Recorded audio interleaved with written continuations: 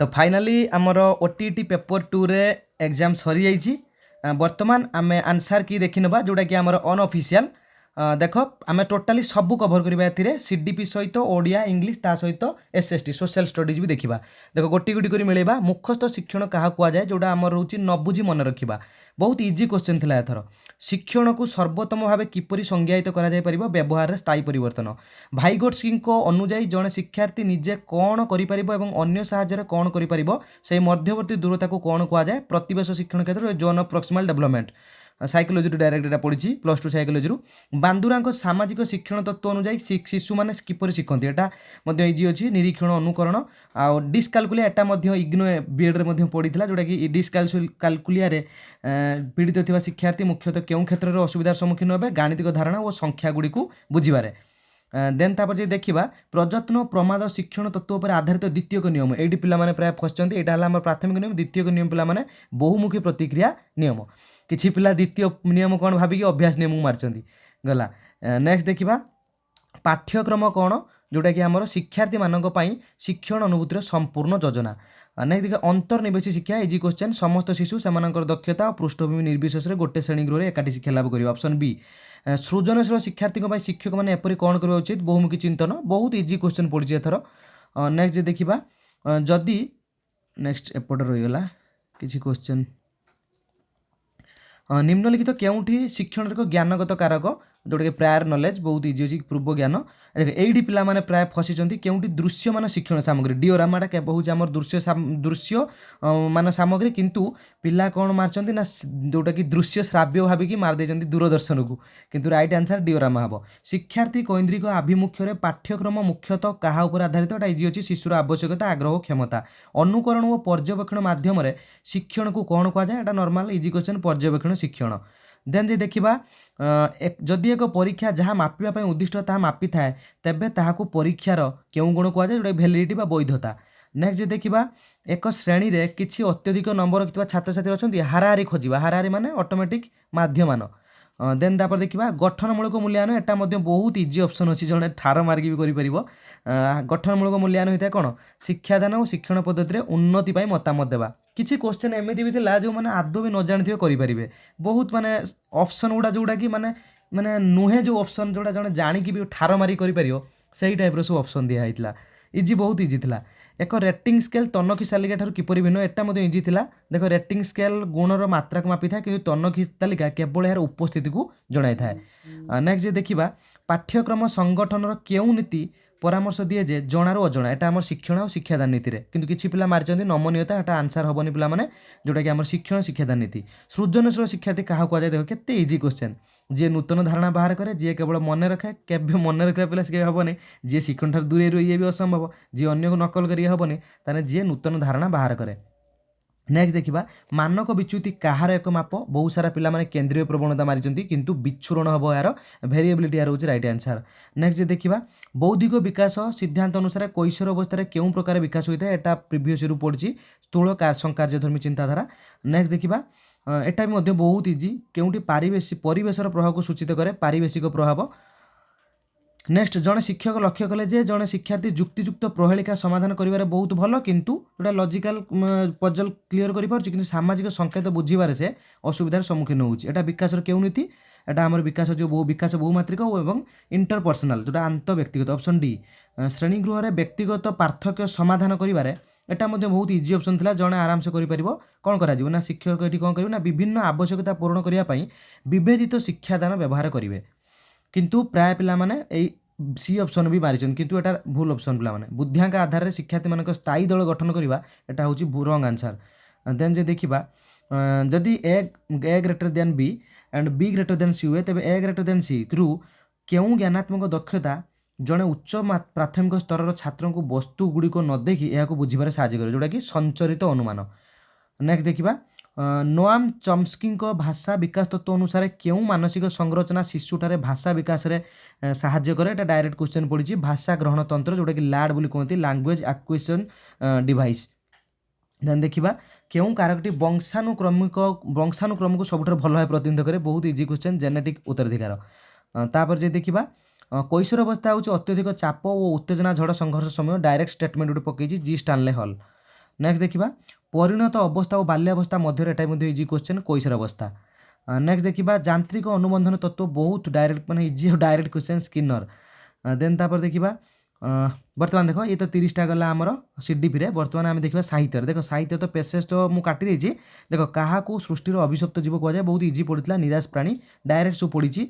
अंधकार मध्य किए आलोक धरी गंतव्य पथ परिष्कार करें जोटा कि आम आशा क्या जाग्रत करने को अंकुश ना जार अभाव नहीं पूरा डायरेक्ट पड़ी कि भी बुले पकईनी। तापर कहार निर्देश में जीवन में दुख सुख और विपद मृत्यु आसता है यहाँ डायरेक्ट भाग्यर किए धरा संपर्कर अंतर्भुक्त जोटा कि आमर रोचे दुख आउ दुर्विपाक। तापर गोटे पोएम पढ़ा तादू किसी क्वेश्चन देता यहाँ टिके बुले पकईला किंतु प्राय पिला माने इजी कहले भी चले माने मीडियम एते हार्ड भी नथिला। भगिनी पिठापଣା कहीं खाऊ नथिबे ना भाई माने घर को फेरी नथिबारु जहाज केउंटी फाटी जाइथिबो एटा डायरेक्ट पूरा एटी अछि हृदय सागर रे। नेक्स्ट देखिबा एटी देछि रजनी को कराल कहीं कहछि जेहेतु झड़ वर्षार तांडव हेतु। तापर रही रात्रिर झड़ वर्षा समय पिला माने कौन करुले ना पिला माने कांदुले। तापर अपेक्षारत माँ भौणी मैंने थर को थर कहीं चमकी पड़ते पवनर सुशब्द पिला मानकर डाक परी मन होतबारु। नेक्स्ट तापर शिशुर पठन क्रम केउंटी प्रथम अवलंबनीय बहुत इजी पड़ी माने छवि पठन पेडागोजी तो बहुत इजी पड़ी। देन देखिबा जोटा केउं पद्धति अनुसार पिला माननकु दिया जाइथिबा गोटे गोटे सरल शब्द देखी लिखिया पे शब्द लिखन पद्धति। नेक्स्ट देखिबा घर काम पाई विदेश थी बापा पाखु पत्र जोटा कि आमर अनौपचारिक इनफॉर्माल रोची अनौपचारिक पत्र। आ भारतर भाषागत वैचित्र्य आम भाषा शिक्षण पाई कौन बोली धरना पड़ो सबलता। नेक्स्ट देखिबा शब्द अर्थ मध्य संबंध और पार्थक्य जानिबा केउं दक्षतार विकास घटाए जोटा कि आमर व्यावहारिक व्याकरण आउ किछि पिला माने मध्य कहउछन्ती स्वशिक्षण। मते भी डाउट लागुची ए क्वेश्चन ले जदि तुम मानु कोन लागुची निश्चय कमेंट करियो। मते किंतु व्यावहारिक व्याकरण भी लागुची स्वशिक्षण भी लागुची 50-50 रहउची। सुरेंद्र महांतींकर रचना नुहे घास फूल। नेक्स्ट देखिबा विशेषण पद इजी पड़ची मूढ़ आ तापर नतुबा एटा ऑप्शन पिला माने एटी भूल अछि बीजोजग हबो नतुबा विकल्प भी चलिबो ठीक ऑप्शन ए भी मार्चन ठीक अछि। तापर केउंटी हस्ताक्षर लिखन पद्धतिर अंतर्गत नुहे बहुत इजी क्वेश्चन पकईचंती जोटा कि विपरीत अर्थक बोधक शब्द और प्रतिशब्द को पृथक करवा एटा हस्ताक्षर लिखन पद्धति जाऊ नहीं। साक्षात्कार केउं प्रकार परीक्षण एटा भी इजी पड़ची प्रवीणता जस हराइबा 3-5 जीवा जीवन मूर्छा एटा टिके बुलेई पकईची प्राय पिला माने आयुष शेष हेबा मारचंती किंतु हबो एटा आपाण उद्यम। अत्युक्ति एटा मध्ये इजी पकईची अति उपसर्ग आधिक्य अर्थ रे व्यवहार होईची। नेक्स्ट देखिबा वैद्य एटा भी मते पिला माने डाउट रे मु भी अछि य प्रत्यय हबो मते लागुची किंतु एटी ए अछि ओ अछि मते लागुची एटा ग्रेस मार्क मिली पारे।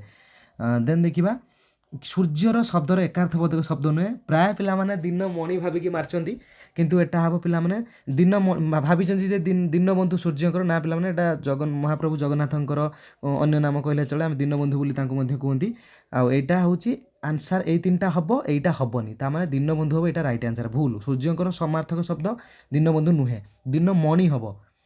पिलाटीर भाषा शिक्षा केउंठारे समृद्ध परिमार्जित हुए किछि पिला मारिचंती परिवार किंतु परिवार हबोनी पिला माने परिमार्जित हबो आमर विद्यालय रे। तार व्यापक पठनर लक्ष्य कौन एटा इजी पड़ी आनंद प्राप्ति परजा एटा टिके हार्ड खेले चले गोपीनाथ महांती। नेक्स्ट देखिबा उत्तलर अबतल बहुत इजी एटा मध्ये इजी क्वेश्चन पकईची सजेकी जोटा क्वेश्चन को अशेजोड़ा देइची ताको हम सजेकी वाक्य गठन करबा हमर जाउ जेटा का भितरे पूर्ण सज्जीकरण प्रश्न।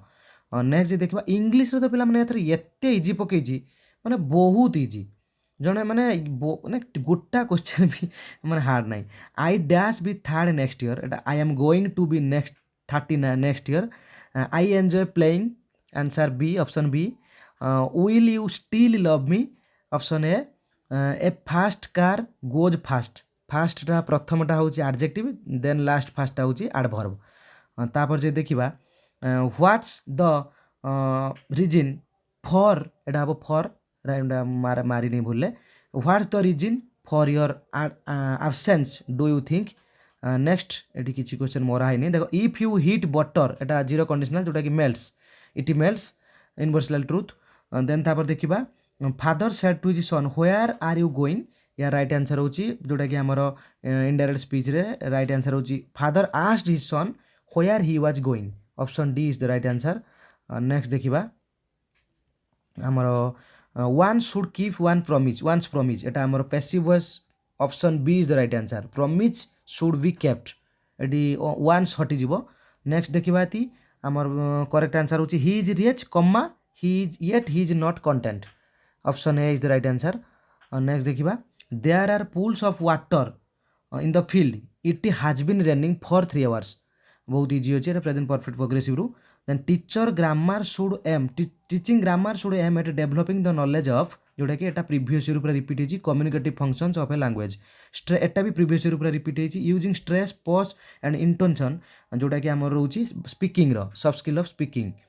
देन तापर देखिबा ऑब्जेक्टिव ऑफ टीचिंग पोएम एटा भी प्रीवियस ईयर रिपीट होची enjoyment comprehension and appreciation. Then यदि देखिबा गेसिंग the meaning of new word in A printed text is a soft skill of reading. Next तापर रोची टीचर गोटे क्वेश्चन पचारचंती व्हाट गोटे विषय पढ़े गोटे पैराग्राफ पढ़ी सारा पर से गोटे क्वेश्चन पचारचंती व्हाट वुड हैपन देन एटा हमर रहिबो प्रेडिक्टिव क्वेश्चन। तापर the teacher provide some outlines किसी आउटलाइन्स दिया है then ask learners to write an essay जेहेतु आउटलाइन्स दिया है गाइडेड है ना एटा फ्री राइटिंग होता जब खाली एसे होता जेहेतु आउटलाइन दिया है गाइडलाइन हम guided writing sorry note taking एटा प्रीवियस ईयर पूरा रिपीट होती लिसनिंग एंड राइटिंग। देन तापर which does not come under the importance of learning English एटा पूरा इजी ऑप्शन जोटा कि it does not bridge the gap between speakers of different mother tongues. Then देखा एटा भी इजी अच्छी which of the following statement is not correct जोटा कि मुखस्थीकरण आमर लैंग्वेज इंपोर्टेंट नुहे भेरी इंपोर्टेंट नुहे rote learning is very necessary to learn a language एटा ठीक नुहे। देन देखा कौटा साइलेंट रोची कलम रे एन रोचे आमर साइलेंट।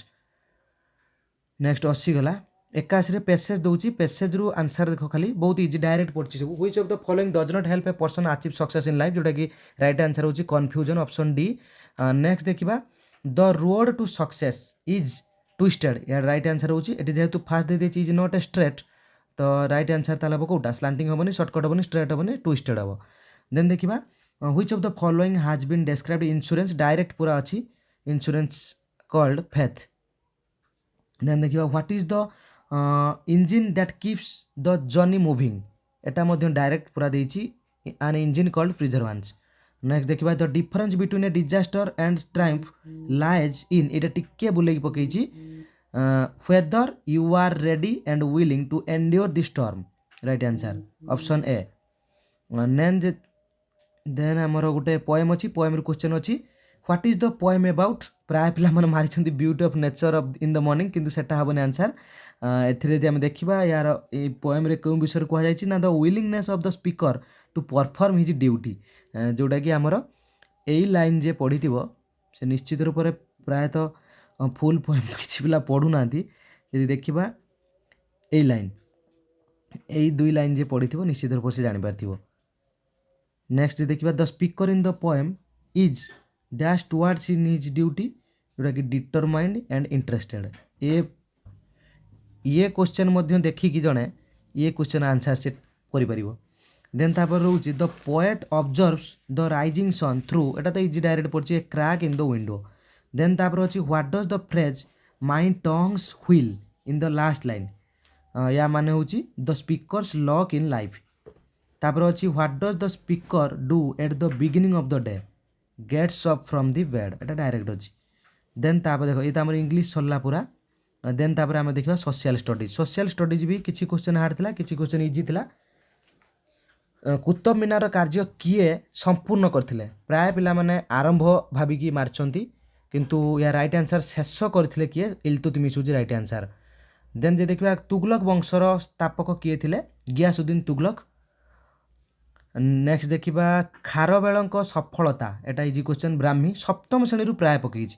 भारतर संविधान को केमिति वर्णना कराई राज्य मानकर एक संघ जोटा कि धारा 1 रे कुहाई। देन भारतीय संविधान डीपीएसपी जोड़ा राष्ट्र निर्देशमूलक नीति जोड़ा आम रहा आयरलैंड रु माने ग्रहण कराइला। देन तापर अछि शिक्षार अधिकार केउं प्रकार अधिकार जोटा कि आमर नागरिक अधिकार कहजिवो किंतु किछि पिला माने कहउचंती जोड़ा आर्थिक सामाजिक अधिकार आ किछि पिला कहउचंती शिक्षागत सांस्कृतिक अधिकार जाउचल कि ना एटा हबो आम नागरिक अधिकार। जदि देखिबा केंद्र सरकार संविधानिक मुख्य एटा राष्ट्रपति इजी क्वेश्चन एटा केंद्र तालिका राज्य तालिका जुग्म तालिका जो तीनोटी तालिका अछि आम सप्तम अनुच्छेद एटा वर्णना अछि। पंचायत राज संस्था मानकु जोटा कि संविधानिक मान्यता आम 73तम आ 74तम जोटा आम सहरांचल ग्रामांचल थिला 73तम। नेक्स्ट जे देखिबा तापर होची एपटर किछि क्वेश्चन रहि गेला कि ना ଏଠି ଅଛି ନିମ୍ନଲିଖିତ ମଧ୍ୟରୁ କେଉଁଠି ରାଜନୈତିକ ଦଳର କାର୍ଯ୍ୟ ନୁହେଁ, ସେମାନେ ନିର୍ବାଚନରେ ପ୍ରତିଯୋଗିତା କରନ୍ତି, ସରକାର ଗଠନ କରନ୍ତି, ଜନମତ ସୃଷ୍ଟି କରନ୍ତି, କିନ୍ତୁ ନ୍ୟାୟାଳୟ ମାଧ୍ୟମରେ ଆଇନ ତିଆରି କରିବା ତାଙ୍କର କାର୍ଯ୍ୟ ନୁହେଁ। ଏଇଟା ବହୁତ ସାରା ପିଲାମାନେ ଏଠି ଫସିଛନ୍ତି। ନିମ୍ନଲିଖିତ ମଧ୍ୟରୁ କେଉଁ ବୈଶିଷ୍ଟ୍ୟଟି ଉଭୟ ରାଜନୈତିକ ଦଳ ଏବଂ ଚାପ ଗୋଷ୍ଠୀ ମଧ୍ୟରେ କମନ୍? କିଛି ପିଲା ଭାବିଛନ୍ତି ରାଜନୈତିକ ଦଳ ଭାବିକି ମାରିଛନ୍ତି, କିନ୍ତୁ ଚାପ ଗୋଷ୍ଠୀ ରାଜନୀତିରେ ପ୍ରତିଯୋଗିତା କରେ ନା କି ରାଜନୈତିକ କ୍ଷମତା ହାସଲ କରିବାକୁ ଲକ୍ଷ୍ୟ ରଖେ ନା, ଦୁହେଁ ସାର୍ବଜନୀନ ନୀତିରେ ପ୍ରଭାବ ପକାଏ, ଲୋକମାନଙ୍କ ଉପରେ ପ୍ରଭାବ ପକାଇବା ପାଇଁ ଚେଷ୍ଟା କରନ୍ତି। ଏଇଟା ବି ହେବ ରାଇଟ୍ ଆନ୍ସର୍। ତାପରେ ଦେଇଛି ଭାରତୀୟ ସ୍ୱାଧୀନତା ସଂଗ୍ରାମର ଧାରାବାହିକତା ଜାଣିବା ପାଇଁ ଆମେ କ'ଣ ଶିକ୍ଷଣ ଉପକରଣ ସବୁଠୁ ଉପଯୋଗୀ ହେବ, ଯେଉଁଟାକି ଆମର ହେଉଛି ଭାବ ବିନିମୟ ନିମିତ୍ତ ସମୟ ରେଖା ସାରଣୀ।